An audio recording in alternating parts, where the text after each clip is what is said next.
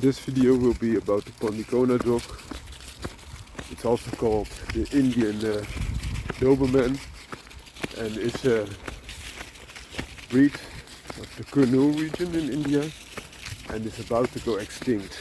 And the reason why it's about to go extinct is that it is a natural dog that is just dwelling around cities, and on the other hand it's very local. So the Pandikona region is where it originated, and this local variety has been kept, but not so much as a pet, but more as a dog around dwellings. So it's a primitive type of dog, which means that the development is more of a natural phenomenon. So this dog has little exaggerations and is very capable of fending for itself. It is a combination of a dog that is very good at hunting, it's more of a sighthound, and also a dog that's good at protecting, otherwise they would not be tolerated around the villages. So you get a dog which has next to its build also other similarities with the Doberman. And why is this? So when the British came to India and they saw this dog, they called it the Indian Doberman. And why? Because the looks were quite similar to that of the European Doberman that they knew. And the thing is, if you go back to the evolution of the Doberman, there's German Shepherd type in there, which is quite a natural type of dog. Not so far off the wolf at that time. And also there's Rottweiler, more of a massive type of dog in there. There's Pinscher blood in there. But also Greyhound, which is a hunting sighthound again. Like this Indian variety of the Indian Doberman, so to say. These types of dogs are also left so much to interact with the genetic gene pool that is present, that you also see some of these dogs that are not that black, some are even whitish, some have the hound, so more of the smelling hound type of colorations. Oftentimes they also have scratches on their body, and you might ask why. I think it could be twofold. One, to show that these dogs are from the village, and the villagers will tell you when you say it's cruel. It also helps with their immunity, so it could be both. Another thing is that these type of dogs, because they are left to interact, and can vary quite a bit depending on the genetic lineage that they have. Their gene pool is extremely wide, which gives them, even though they are quite a rare breed, a very good genetic gene pool. So a lot less illnesses and other problems which come with bigger dogs, like for example the European Doberman, are almost not or not found in this breed. So it also gives you some background that even if you have a little bit of these type of dogs, if they are bred right, then you have a big chance of getting good dogs. And the other thing is that because of the genetic diversity, it's very hard to pin a certain size or especially weight on these type of dogs, because a dog that has a little bit more Molosser blood in there, and I think that the reason why these type of sighthounds are so much stronger than the other sighthounds or running dogs is that there is blood of the Gull Terrier, which is a local type of bull terrier, so to say, and also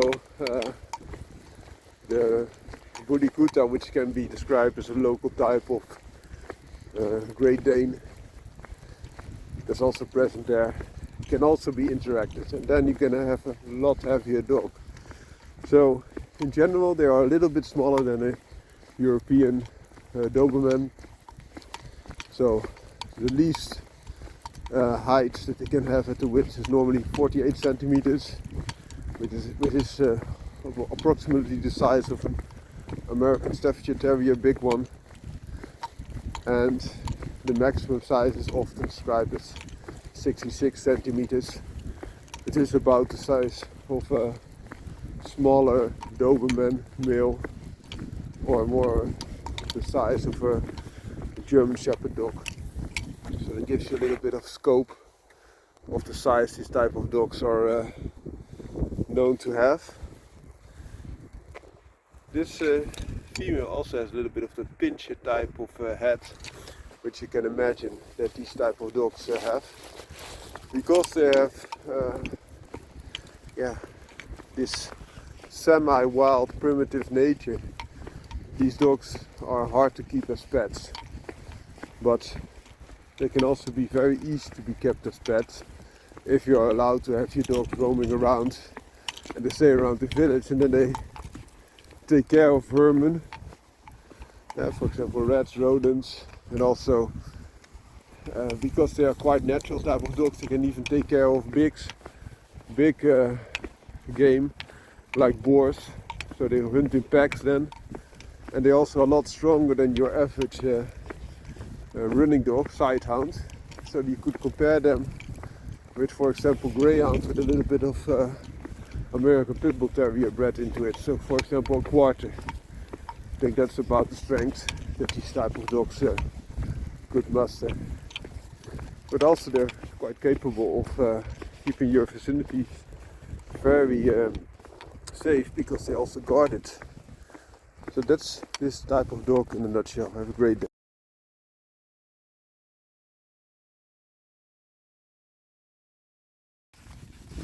When the British came to India, they also brought Spitzes, the German Spitz to be more precise, and that has resulted in a dog breed now known in India as the Indian Spitz. The Indian Spitz comes in two varieties: a small one, about 22 to 25 centimeters at the withers, and very small of course, and then you have a bigger variety that can range from 45 to 50 centimeters at the withers, and that can even grow up to 20 kilograms. So the Spitzes that they have there are in its essence German Spitzes, but they come in a wider variety of colors, and they are a little bit stronger because they have had to live on less nice diet, also harsher climate, which can be very hot, especially for a double-coated fluffy type of dog as the Indian Spitz is. These dogs are good for guarding by alerting, not so much a dog that really deals with intruders. That being said, the German Spitzes were also originally developed to be a watchdog, but also to take care of vermin like rats and mice, rodents, so to say. So a little bit similar to a terrier, but a terrier is more of a hunting dog, and this was more of a dog to keep around the farm or your house or the boat. They also have a similar type of breed known as the Schipper in Belgium and the Netherlands, which guards the ships. So back to the Indian Spitz. These type of dogs are, in my opinion, not so much working dogs, but more dogs for the elite, because they look very nice. Why do I say that they are not so much working dogs? Because the coat that they have is very fluffy, and the Indian climate is quite hot and humid, so this is not a good match. And it must be said that there are big Indian breeds, for example livestock protection breeds that have a heavy coats, but they also are found in a region, 93, in a region where the temperature is a lot harsher, more of the mountains, so to say, whereas the Indian Spitz is more of a local, rural or even city-like type of dog. So that's a completely different setting and should not be considered that much, in my opinion. Indian Spitzes are nice dogs. Also, you have varieties that are found, for example, in Japan. They also have their own type of Spitz, which is a little bit different also in character. So, for example, the Japanese Spitz is often less frantic as compared to a similar size German Spitz, so less nervous. I'm really interested in what the Indian Spitz is. I can also imagine that these Indian Spitzes are less nervous than the German Spitz are. That being said, if you want a Spitz type of dog, the bigger Spitzes, you also have the Wolf Spitz, which is the biggest German Spitz, are a lot more relaxed than the very small ones. Another thing to take into consideration is that the Indian Spitz looks a lot like the German Spitz, but especially the big one also seems to have a broader snout and also resembles a little bit that of the Samoyed. It's more of a sled dog that's closely related also in size to, for example, the Wolf Spitz. And in breeding programs such as Eurasian, also known as the Eurasia, where they started with Wolf Spitz and Chow Chow, they added a little bit of Samoyed to stabilize this mix and to have a lot more mellow character. So it could also very well be found as part of the genetic makeup of the Indian Spitz. Have a great day.